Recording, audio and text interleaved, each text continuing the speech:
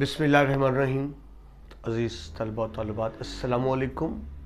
میں professor Musharraf Mahmood CMM lecture سے آپ سے مخاطب ہوں۔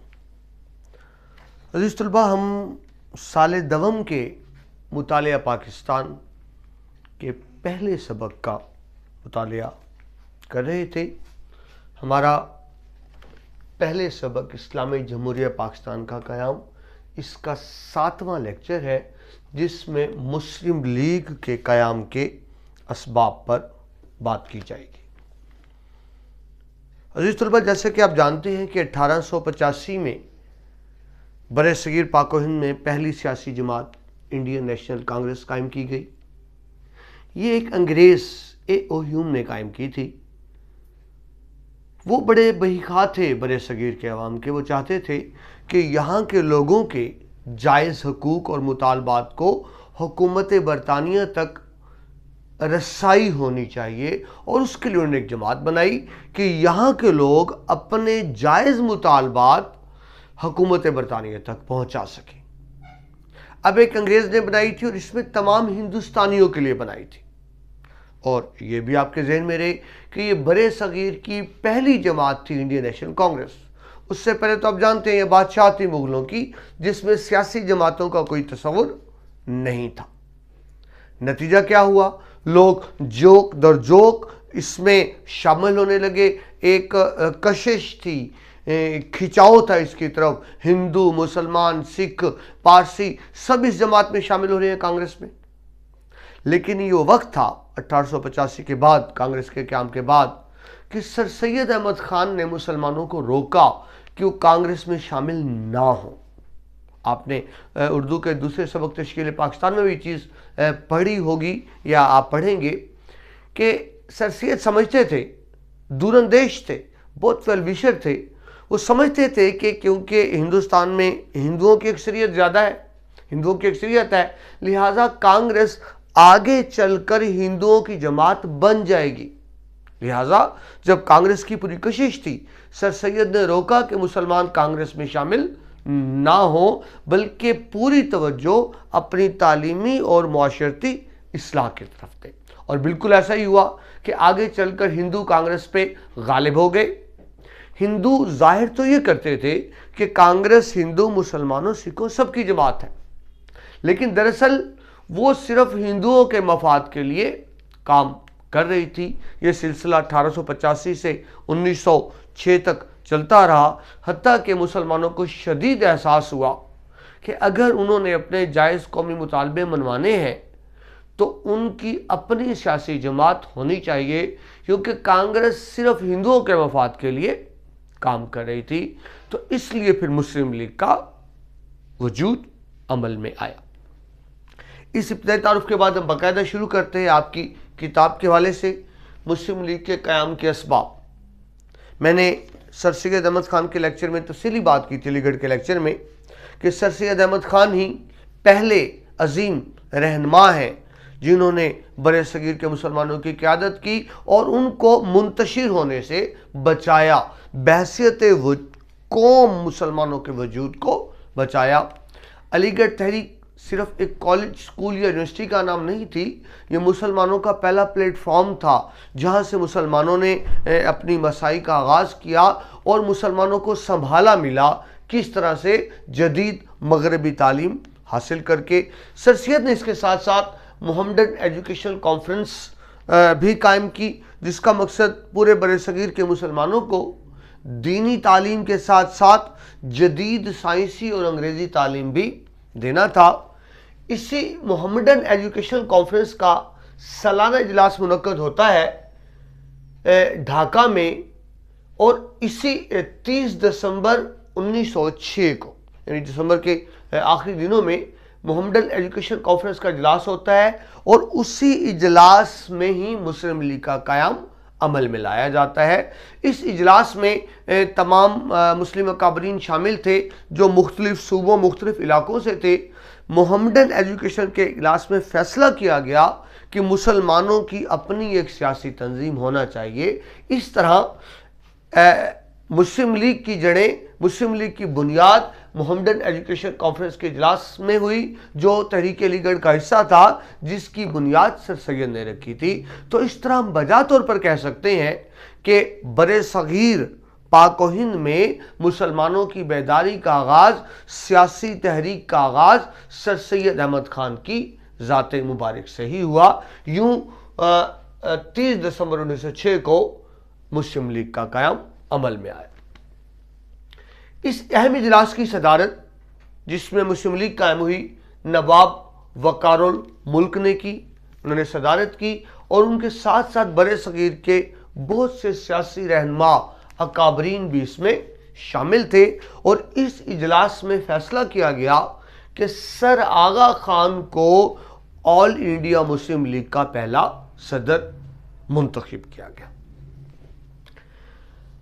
کیوں کیا گیا؟ یہ جماعت کیوں بنائی گئی؟ میں آپ سے پہلے عرض کر چکا ہوں، ملک کے مخصوص درج ذیل معروضی حالات میں مسلمانوں کے لیے الگ سیاسی جماعت کا قیام ناگزیر ہو گیا تھا، ضروری ہو گیا تھا۔ وہ معروضی حالات کیا تھے؟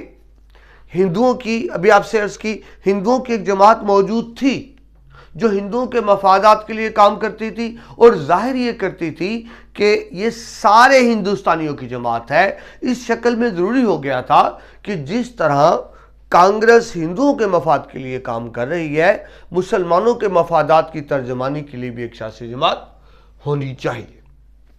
یہ تو ایک تائرانہ سا جائزہ تھا۔ اب آپ کی کتاب کے مطابق ہم وہ 6 اسباب پہ تفصیلی بات کریں گے، جس کی وجہ سے وہ اسباب، وہ وجوہات جس کی وجہ سے مسلم لیگ قائم کی گئی۔ پہلا سبب، کانگریس کا ہندو جماعت بننا۔ میں نے ابھی آپ کو تفصیل سے بتایا کہ کانگریس جب بنائی گئی تھی 1885 میں تو یہ ہندوستانیوں کی جماعت تھی، مگر بہت جلد یہ ہندوؤں کی جماعت بن گئی، لیکن ظاہر یہ کیا گیا تمام ہندوستانیوں کی جماعت ہے۔ مسلمانوں کے اور اس پر انتہا پسند ہندوؤں نے قبضہ کر لیا تھا، لہٰذا کانگریس پر انتہا پسند ہندوؤں کے قبضہ کے بعد مسلمانوں کے مفادات کے تحفظ کے لیے ایک الگ سیاسی جماعت بنانا وقت کا تقاضا تھا، کیونکہ ہندوؤں کی نمائندگی تو موجود تھی، مگر مسلمانوں کے مطالبات حکومت برطانیہ اور دوسری قوموں تک پہنچانے کے لیے مؤثر نمائندگی موجود نہیں تھی۔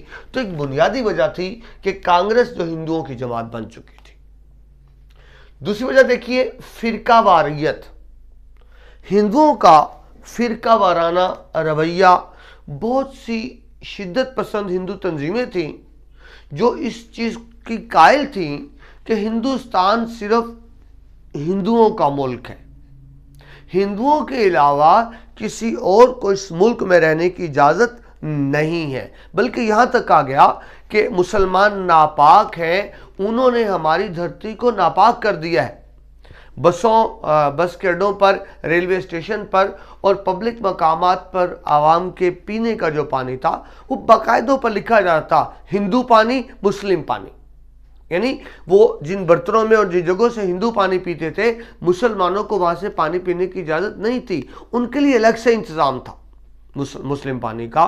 تو اس طرح کچھ انتہا پسند تنظیمیں تھیں جو یہ سمجھتی تھیں کہ ہندوستان صرف ہندوؤں کا ملک ہے، تو انہوں نے مختلف تراکیب استعمال کی کہ مسلمانوں کو لالچ دے کر، ڈرا دھمکا کر، ترغیب دے کر کسی بھی طرح ان کو ہندو بنا لیا جائے، اور اگر مسلمان ہندو نہیں بنتے تو پھر ان کو مجبور کیا جائے، اس قدر زج کر دیا جائے کہ وہ ہندوستان کو چھوڑ دیں، ہندوستان سے باہر چلے جائیں۔ یہ کردار تھا ہندو انتہا پسند تنظیموں کا، جس نے مسلمانوں کا جینا بہت مشکل کر دیا تھا، اور ان کے حقوق کی ترجمانی نہیں ہو رہی تھی۔ مسلمانوں کے جائز مطالبات بھی حکومت برطانیہ تک نہیں پہنچ رہے تھے، سو ضرورت محسوس ہوئی کہ ایک مسلمانوں کی اپنی سیاسی جماعت ہو جو مسلمانوں کے جائز مطالبات کو، حقوق کو نہ صرف حکومت برطانیہ تک پہنچائے بلکہ باقی قوموں میں بھی اس چیز کو اجاگر کیا جائے کہ مسلمانوں سے کیا سلوک کیا جا رہا ہے۔ لہٰذا ہندوؤں کی فرقہ واریت، شدت پسند ہندو تنظیمیں تھیں ہندو مہاسبھا، اس کا بنیادی مشن یہ تھا کہ ہندوستان میں صرف ہندوازم رہے، باقی نہ رہے۔ شدھی ایک تحریک شروع ہوئی، اس کا مقصد تھا کہ ہندوستان کے مسلمانوں کو ہندو بنا لیا جائے کسی بھی طرح سے۔ سنگٹھن کی تحریک شروع ہوئی، اس تحریک کا مقصد یہ تھا کہ اگر مسلمان ہندو نہیں بنتے تو پھر ان کو ہندوستان سے نکال دیا جائے اور ہندوستان کی دھرتی کو پاک کیا جائے۔ اس طرح سے آریہ سماج اور اس طرح کی بہت سی طریقیں تھیں جن کا ہی مقصد تھا کہ ہندو مت کو غلبہ حاصل ہو دیگر تہذیبوں سے۔ تو ان انتہا پسند تنظیموں کی موجودگی میں، یہ انتہا پسند مذہبی تنظیمیں تھیں اور کانگریس ہندوؤں کی سیاسی جماعت تھی، تو ان سب جماعتوں کی موجودگی میں مسلمانوں کے لیے ضروری ہو گیا کہ اپنے وجود اور قیام کو برقرار رکھنے کے لیے اپنی ایک جماعت بنائے، لہذا مسلم لیگ کا قیام عمل میں لایا گیا۔ تیسری وجہ دیکھیں جی، تقسیم بنگال کی مخالفت۔ یہ عزیز طلبہ بڑا اہم سوال ہے اور اہم موڑ ہے۔ بنگال ایک بہت بڑا صوبہ تھا، اتنا بڑا صوبہ تھا کہ ایک گورنر کے لیے ممکن نہیں تھا کہ پورے صوبے کے انتظامات کو چلاتا، لہٰذا انگریزوں نے محض انتظامی، سیاسی نہیں، محض انتظامی نقطہ نظر سے بنگال کو دو حصوں میں تقسیم کر دیا، دو صوبے بنا دیے، مشرقی بنگال اور مغربی بنگال۔ اب اس طرح سے ہوا، دو صوبے بننے سے ایک نیا صوبہ جو وجود میں آیا، مشرقی بنگال، وہ مسلمانوں کی اکثریت ہو گئی۔ یعنی جب بنگال اکٹھا صوبہ تھا تو ہندوؤں کی اکثریت تھی، مگر جب اس کے دو صوبے بنے، مشرقی بنگال اور مغربی بنگال، تو کچھ اتفاق ایسا ہوا کہ مغربی بنگال میں تو ہندوؤں کی اکثریت موجود رہی، مگر مشرقی بنگال ایک ایسا صوبہ بن گیا جہاں مسلمانوں کی اکثریت تھی۔ لہٰذا امید ہوئی کہ الیکشن ہوں گے تو یہاں سے مسلمان جیت سکتے ہیں اور یہاں مسلمان حکومت بنا سکتے ہیں۔ اب دیکھیے، مشرقی بنگال کے صوبے سے ہندوؤں کو کوئی نقصان نہیں تھا، مگر کیا کیا جائے کہ وہ مسلمانوں کے فائدے کو ہی اپنا نقصان سمجھتے تھے، لہٰذا ہندوؤں نے ایک پرزور تحریک شروع کی کہ تقسیم بنگال کو منسوخ کیا جائے۔ تحریک کی، جلسے کی، پہلے تو انگریزوں نے انکار کر دیا ہندوؤں کے آگے جھکنے سے، مگر ہندوؤں نے پھر ایک آخری حربہ استعمال کیا کہ ہم انگریزی مصنوعات کا بائیکاٹ کریں گے، ہم انگلش پروڈکٹس نہیں خریدیں گے، اور تاجر یہ نقصان کبھی برداشت نہیں کر سکتا، لہٰذا انگریز گھٹنے ٹیکنے پر مجبور ہو گئے۔ تو جو تقسیم 1905 میں ہوئی تھی، 1911 میں اس کو منسوخ کر دیا گیا۔ ہندو اپنے مشن میں کامیاب رہے۔ وہ کیوں کامیاب رہے؟ کہ ان کی ایک سیاسی جماعت کانگریس موجود تھی، مگر مسلمانوں کی جماعت موجود نہیں تھی، لہٰذا 1905 میں جب تقسیم بنگال ہوئی تو مسلمانوں کو شدت سے احساس ہوا کہ جس طرح ہندو اپنے مفادات کے لیے آگے آ رہے ہیں، اگر ہماری جماعت ہو تو ہم بھی اپنے مفادات کی نگہداشت کر سکتے ہیں، نگہبانی کر سکتے ہیں۔ لہٰذا 1906 میں جیسی تقسیم بنگال ہوئی، اس کے بعد ایک سال کے اندر مسلم لیگ کو قائم کر دیا گیا۔ تقسیم بنگال کے نتیجے میں نئے وجود میں آنے والے مسلم اکثریتی صوبے مشرقی بنگال کے قیام کے خلاف ہندوؤں نے شدید تحریک سے ثابت کیا کہ کانگریس صرف ہندوؤں کے مفادات کی نگہبان ہے، لہٰذا مسلمانوں کی اپنی سیاسی جماعت ہونی چاہیے۔ تو تقسیم بنگال ایک اہم وجہ بنی مسلمانوں کی سیاسی جماعت مسلم لیگ بنانے کی۔ آگے دیکھیے جی، اردو ہندی تنازع۔ ہندوؤں نے ایک تحریک کی کہ ہندوستان کی قومی اور سرکاری زبان ہندی کو قرار کیا جائے، جبکہ اس سے پہلے جب آپ جانتے ہیں مسلمانوں کی حکومت تھی تو یہاں کی سرکاری زبان فارسی تھی، مگر جب انگریز آئے تو انہوں نے یہاں کے لوگوں سے رابطہ بڑھانے کے لیے اردو کو درجہ دے دیا سرکاری زبان کا، اور آگے چل کر اردو کو مسلمانوں نے اپنا لیا۔ یعنی اردو زبان مسلمانوں کی تہذیب و ثقافت کی زبان بن گئی، مسلمانوں کی نمائندہ زبان بن گئی۔ ہندوؤں کو یہ قبول نہیں تھا، وہ چاہتے تھے کہ اردو کی بجائے ہندی کو سرکاری زبان قرار دیا جائے۔ اس کے پیچھے صرف ایک ہی مقصد تھا، مسلمانوں کو نقصان پہنچانا۔ عزیز طلبہ، آپ جانتے ہیں آج بھی انڈیا کی ڈرامے اور فلمیں اردو زبان میں بنتے ہیں، ہندی میں نہیں بنتے۔ آج بھی وہ اردو میں ہی ڈرامے اور فلمیں بنا رہے ہیں، لیکن ایک تحریک چلائی کہ اردو کی بجائے ہندی کو سرکاری زبان قرار دیا جائے۔ ہندی رسم الخط یعنی لکھنے کا انداز دیوناگری، یہ ہندی رسم الخط ہے، تو تحریک چلائی کہ ہندی رسم الخط دیوناگری کو ملک بھر میں نافذ کیا جائے، اور انہوں نے بڑی حد تک انگریزوں کو اس پر آمادہ بھی کر لیا کہ اردو کی بجائے ہندی کو سرکاری زبان قرار دیا جائے۔ اب مسلمانوں کے لیے ضروری ہو گیا کہ جس طرح ہندوؤں کی جماعت کانگریس ہے وہ ہندی زبان کو نافذ کرنے کے لیے آئی ہے، تو مسلمانوں کو بھی اپنی زبان یعنی اردو کی حفاظت کے لیے اور اپنی ثقافت کی حفاظت کے لیے اپنی جماعت ہونی چاہیے، لہٰذا مسلمانوں کو اپنی جماعت بنانا پڑی۔ عزیز طلبہ، یہ ایک بات قابل ذکر ہے کہ سر سید احمد خان، میں پہلے بھی 2 لیکچر میں ذکر کر چکا، وہ اس چیز کے حامی تھی کہ ہندو مسلمان مل کے جد و جہد کریں، مگر جب ہندوؤں نے اردو ہندی تنازع کھڑا کیا تو سر سید سخت مایوس ہوئے اور سمجھنے لگے کہ اب یہ 2 قومیں اکٹھی نہیں چل سکتی، لہذا کہا جاتا ہے کہ سب سے پہلے 2 قومی نظریہ سر سید نے پیش کیا۔ یہ اصطلاح 2 قومی نظریہ سر سید نے استعمال کی تھی، کس وجہ سے؟ حالانکہ وہ تو حامی تھے کہ ہندو مسلمان مل کے کام کریں، اردو ہندی تنازع کی وجہ سے۔ اگلا پوائنٹ ہے جی 5واں، سیاسی اصطلاحات کا اعلان۔ انگریزوں نے جب حکومت تھی برطانیہ میں، 2 پارٹیاں، liberal party, conservative party. Liberal party یہاں کے لوگوں کو آزادی دینے کے حق میں تھی، تو جب لبرل پارٹی کامیاب ہوئی تو انہوں نے اعلان کیا کہ ہندوستان میں جلد سیاسی اصطلاحات کی جائیں گی، جس کو آپ ریفارمز کہتے ہیں، یعنی ایسے قوانین بنائے جائیں گے جو لوگوں کے فائدے میں ہوں۔ اب جب اصطلاحات تھی تو ہندو تو پوری کوشش کر رہے تھے کہ اصطلاحات اس طرح ہو جس میں ہندوؤں کا فائدہ ہو، لہٰذا اب سخت ضرورت محسوس ہوئی کہ مسلمانوں کی بھی اپنی جماعت ہو، تاکہ جو آئندہ آنے والی متوقع اصطلاحات ہیں اس میں مسلمانوں کے حقوق کا تحفظ بھی ہو سکے۔ آپ کی کتاب میں 6واں اور آخری پوائنٹ بیان کیا گیا، شملہ وفد کی کامیابی۔ ذہن میں رہے کہ جب انگریز آئے تو مسلمان انگریزوں میں ایک فاصلہ کھچاؤ تھا۔ اگر انگریز مسلمانوں کو ناپسند کرتے تھے تو مسلمان بھی انگریزوں کو ناپسند کرتے تھے، کوئی باہمی رابطہ نہیں تھا۔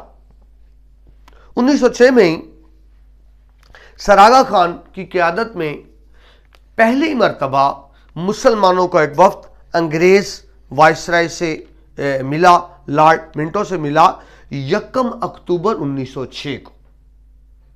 یہ پہلا موقع تھا کہ مسلمانوں کو کسی وفد نے باقاعدہ طور پر انگریزی حکام سے ملاقات کی تھی، ایک عرضداشت پیش کی، درخواست پیش کی مسلمانوں کے حقوق کے لیے، تو وائسرائے نے نہایت ہمدردی سے مسلمانوں کے مطالبے کو سنا اور بہت سے مطالبات فوری طور پہ تسلیم بھی کر لیے، اسی وقت تسلیم کر لیے، اور وعدہ کیا کہ باقی مطالبات پر بھی وہ ہمدردانہ غور کریں گے۔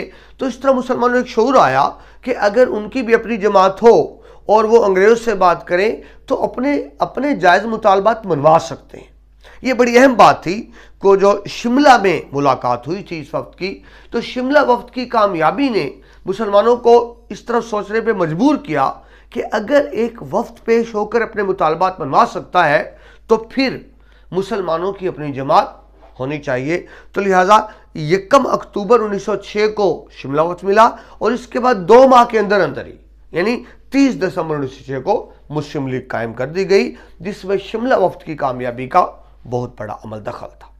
تو عزیز طلبہ، یہ وہ 6 اسباب تھے جن کی بنیاد پر مسلم لیگ کا قیام عمل میں لایا گیا، اور جو آگے چل کر تحریک پاکستان میں بڑا مؤثر کردار رہا مسلم لیگ کا آزادی میں۔ اس کے بعد ایک چھوٹا سا پیراگراف ہے مسلم لیگ کے قیام کے مقاصد، کہ جب مسلم لیگ بنائی گئی تو کیوں بنائی گئی، کیا مقاصد تھے۔ پہلا مقصد یہ تھا کہ انگریز حکومت اور مسلمانوں کے درمیان تعلقات کو بہتر بنانا، وہ جو کھچاؤ ہے، تناؤ ہے، نفرت کی فضا ہے مسلمان اور انگریزوں کے درمیان، اس کو ختم کیا جائے اور وفاداری کا جذبہ پیدا کیا جائے تاکہ مسلمانوں کے حقوق کا تحفظ ہو سکے۔ یہ تھا مسلم لیگ کے جب قائم ہوئی. یہ الگ بات ہے کہ 1940 میں پھر مسلم لیگ نے اپنے مقاصد کو تبدیل کر لیا اور اس کا ایک ہی مقصد رہا کہ ہم آزاد وطن حاصل کریں گے. مگر جب بنائی گئی تھی مسلم لیگ تو اس وقت مقصد ایک ہی تھا کہ انگریز اور مسلمانوں کے درمیان تعلقات کو بہتر بنایا جائے. دوسرا مقصد یہ تھا کہ صرف انگریز ہی نہیں بلکہ برے صغیر بسنے والی دوسری قومیں جس میں ہندو تھے، سکھ تھے، پارسی تھے، بدھ مت تھے، ان کے ساتھ بھی تعلق کو بہتر بنایا جائے اور اجتماعی بھلائی کے لیے ان سے رابطے قائم کیے جائیں. ایک باہمی رواداری کا جذبہ قائم کیا جائے تاکہ دوسری قوموں سے بھی ہمارے تعلقات بہتر ہوں. تیسرا اور آخری تھا کہ مسلم قوم کے حقوق کا تحفظ کیا جائے اور اس تحفظ کے لیے دیگر سیاسی جماعتیں اور دیگر مذہب کے لوگوں سے مل کر کوشش کی جائے. تو یہ 3 بنیادی مقاصد قرار دیے گئے مسلم لیگ کے قیام کے اور بڑا خوب کوشش کی مسلمانوں نے ان مقاصد کو حاصل کرنے کی. جس طرح بھی آپ کو بتایا کہ ایک بات تھی سیاسی اصطلاحات کا اعلان، تو پھر جب انگریزی حکومت نے اپنے وعدے کے مطابق 1909 میں اصطلاحات کی تو اس میں مسلمانوں کے بہت سے مطالبات کو تسلیم کر لیا گیا. ان مطالبات کس بنیاد پہ تسلیم ہوئے کہ اب مسلمانوں کی سیاسی جماعت موجود تھی، جس میں آپ کی کتاب میں جو ذکر کیا گیا کہ سب سے اہم بات یہ تھی کہ جداگانہ طرز انتخاب کو تسلیم کر لیا گیا. 1909 کی اصطلاحات میں وہ کیا تھا جداگانہ طرز انتخاب کہ اب جب الیکشن ہوگا تو ہندو صرف ہندوؤں سے ووٹ لیں گے اور مسلمان صرف مسلمانوں سے ووٹ لیں گے. پہلے ایسا نہیں تھا. جب ظاہر اکٹھے الیکشن ہوں گے تو ہندو تو اکثریت میں تھے، ان کو پیسہ بھی تھا، دولت بھی تھا، اکثریت بھی تھی، لہذا ہمیشہ ہندو کامیاب ہوتے تھے. یہ پہلا موقع تھا کہ مسلمانوں کے جداگانہ انتخاب کے حق کو تسلیم کر لیا گیا. بات کو سمجھیں، بہت بڑی کامیابی تھی. گویا یہ تسلیم کر لیا گیا کہ مسلمان ایک الگ آزاد قوم ہے. یعنی ہندوؤں اور انگریزوں نے دراصل 2 قومی نظریے کو تسلیم کر لیا تھا جس کی بنیاد پر آگے چل کر پاکستان بنا. یہ بہت بڑی کامیابی تھی جو مسلم لیگ نے اپنے قیام کے 3 سال کے اندر حاصل کی. دوسری کامیابی یہ ہوئی کہ اسمبلیوں کے اندر مسلمانوں کے لیے علیحدہ نشستیں مخصوص کر دی گئی. یہ تو فوری کامیابیاں مسلم لیگ نے حاصل کی اور آگے چل کر اسی مسلم لیگ نے دنیا کی سب سے بڑی اسلامی ریاست بھی قائم کر کے دکھا دی. تو عزیز طلبہ، یہ لیکچر تھا مسلم لیگ کے قیام کے اسباب اور مسلم لیگ کے مقاصد کا. یہ لیکچر مکمل ہوتا ہے. اگلے لیکچر میں آپ سے دوبارہ ملاقات ہوتی ہے. اجازت دیجیے. اللہ.